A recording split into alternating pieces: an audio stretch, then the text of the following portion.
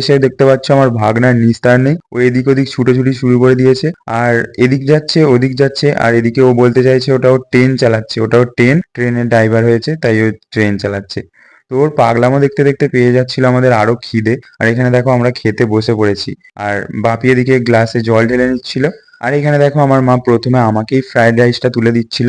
আর তোমরা যারা আমার আগের ভিডিও দেখেছো তোমরা তো জানোই আমার ফ্রাইড রাইসের সাথে চিলি চিকেন এই কম্বিনেশনটা খুব সুন্দর লাগে। আর আমার ভাগনা ফ্রাইড রাইস খেতে পছন্দ করে না, তাই ওর জন্য সাদা ভাত হয়েছিল। আর এখানে আমার দিদি বলছিল যে কলা পাতায় খাবে, তার জন্য দেখো এখানে কলা পাতা কেটে নিয়েছিল। আর সত্যি বলতে দেখো কলা পাতা এই ফ্রাইড রাইসটা নিয়ে না একটা আলাদাই রকম লাগছিল।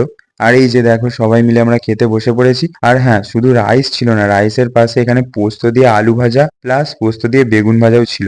আর এখানে মা আমায় দেখতে পাচ্ছ চিলি চিকেনটা তুলে দিচ্ছে একদম গ্রেভি দিয়ে, কি লোভনীয় লাগছিল দেখতে মাইরি। আর এখানে দেখতে পাচ্ছ আমার দিদিকেও তুলে দিচ্ছিল চিলি চিকেনটা। যাই হোক, এদিকে আমি খেতে শুরু করে দিয়েছিলাম, দেখতে পাচ্ছ রাইসের সাথে আলু ভাজা খাচ্ছি, এই প্রথম ট্রাই করলাম আমি। আর হ্যাঁ, বেগুন ভাজাটাও খাচ্ছিলাম। তোমরা কি কেউ কোনোদিন রাইসের সাথে বেগুন ভাজা আলু ভাজা খেয়েছো? খেলে আমাকে অবশ্যই কমেন্টে জানিও। তো যাই হোক, ওইসব দিয়ে খাওয়ার পর দেখতে পাচ্ছ এখানে আমি চিলি চিকেনের গ্রেভিটা দিয়ে মেখে নিচ্ছিলাম হালকা করে, একদম হালকা হালকা করে মাখছিলাম, বেশি গ্রেভি নিইনি।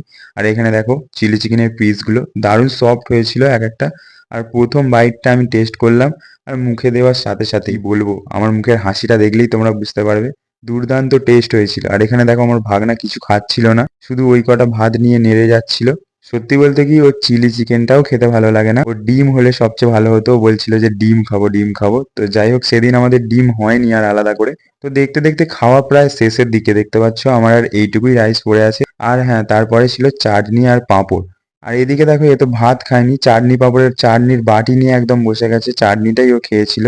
আর আমিও শেষ পাতে দেখতে পাচ্ছ পাঁপড়টা ভেঙে নিয়ে চাটনি দিয়ে টেস্ট করলাম। আর সব মিলিয়ে খেতে আজকে দারুণ লাগলো, সবাই মিলে ছাদের মধ্যে খুব মজাও করলাম। আর ভিডিওর শেষে এটাই বলবো যে ভিডিওটা ভালো লাগলে অবশ্যই লাইক কমেন্ট করে দিও। আর দেখা হবে এরকমই আরো একটা নতুন মিনি ব্লগের সাথে। তো সকলে ভালো থেকো, টাটা।